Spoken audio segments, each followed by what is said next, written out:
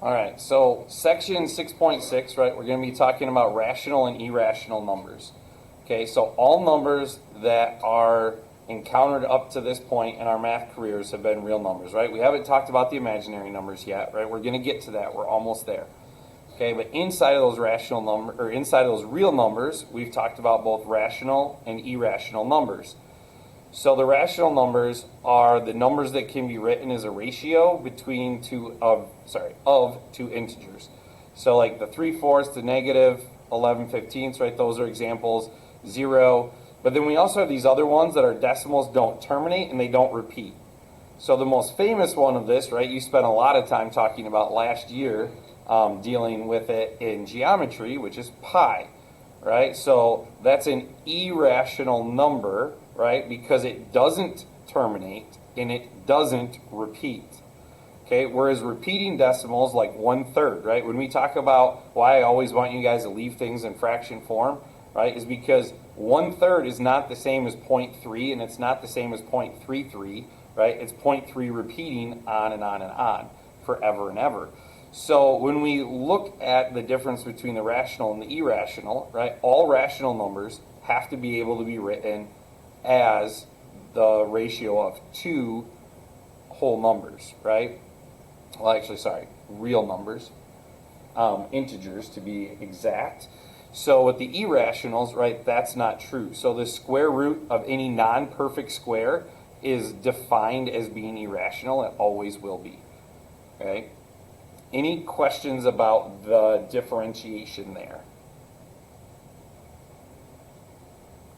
Okay, so if we have that situation, right, where we have a rational number and we're trying to figure out how to write this rational number as that ratio instead of actually having to go through and, try to put it into a calculator or guess and check or any of those other methods that basically don't work unless you really are good at guessing and checking, is our first step with them, right? If we look at this example, okay, we want to look at what's actually repeating here. So we have two numbers that are repeating, right? 3, 6, 3, 6, 3, 6, 3, 6.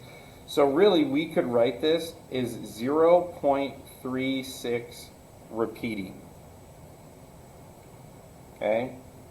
So if we have 0.36 repeating, there's this nice little formula that they tell you, right, where we do 10, we're going to multiply both sides by 10 to the n, where n is the number, okay, of repeating decimals. So n equals the number of repeating decimals.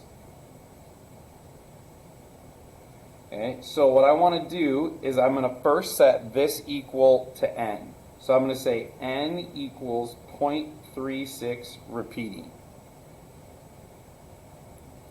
So then I'm going to multiply both sides of this by 10 to the n. Well, we have two decimals that are being repeated. So if I take 10 to the second power, that would be 100. So if I take 100 times n equals, right, this just pushes this over two places, and then I still have the 0.36 repeating. So this is 36.36 repeating. Now I said n equaled 0.36 repeating. So I can subtract n from this side and subtract 0.36 repeating from this side. And these are staying consistent, right? We're subtracting the exact same amount from each side. So on this side, I'm left with 99n equals, and then I have 0.36 repeating minus 0.36 repeating, so that just leaves me with 36. To then solve for n, I divide both sides by 99. So it leaves me with n equals 36 over 99. And then can I divide anything out of both of those? Well, these both have 9 in them, right? So I can divide the top by 9 and the bottom by 9, and that leaves me with 4 11ths. So 4 11ths is the fraction that matches the decimal of 0.36 repeating. Now, on number 2, right, it's not quite so plain and simple here, right? We have a lot more decimals involved, but we also have a number out in front. But our process doesn't change, right? We have 1, 2, 3, right? This group right here is what's repeating. So in this one, right, our n is going to equal 3, just like our n equaled 2 over on this side. So I'm going to follow the same exact process. So my n equals 1.024, and my 0.24 is what's repeating. And then if I need to multiply that, right, by 10 to the third power, 10 to the third power is 1,000. So that would give me 1,000n equals 1024.024 repeating.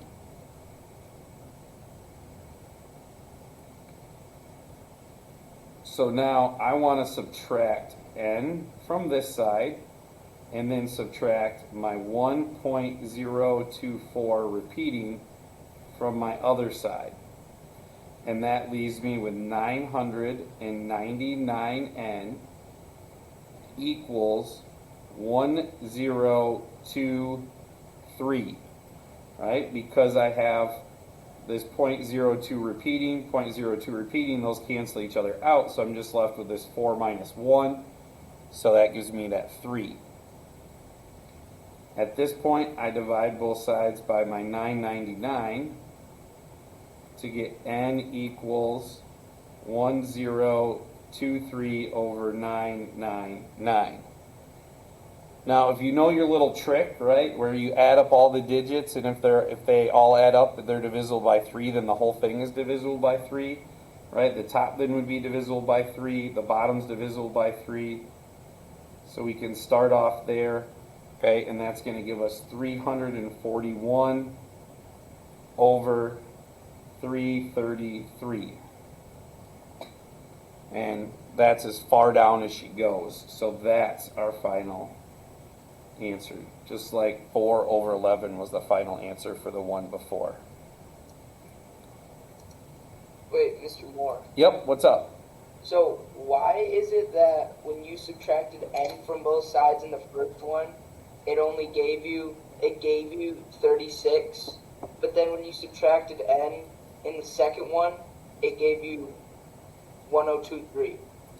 Because on this side, there was no number in front of what repeated, right?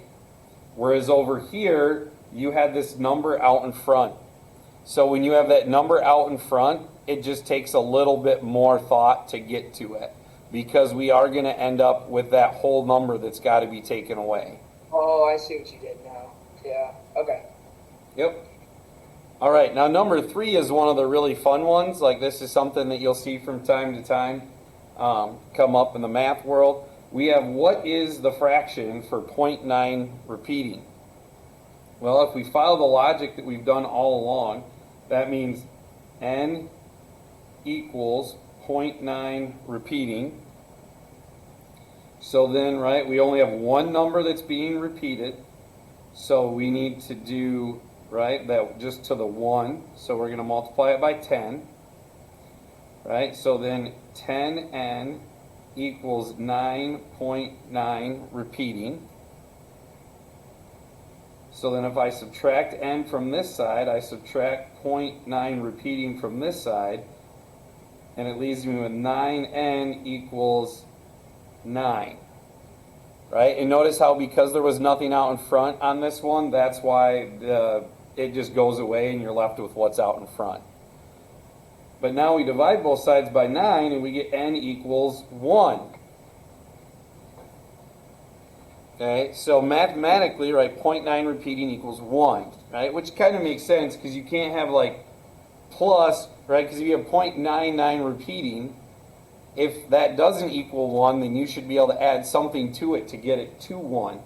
Well, you can't add 0.0 repeating and then a 1 after the 0 repeating, right? That doesn't work.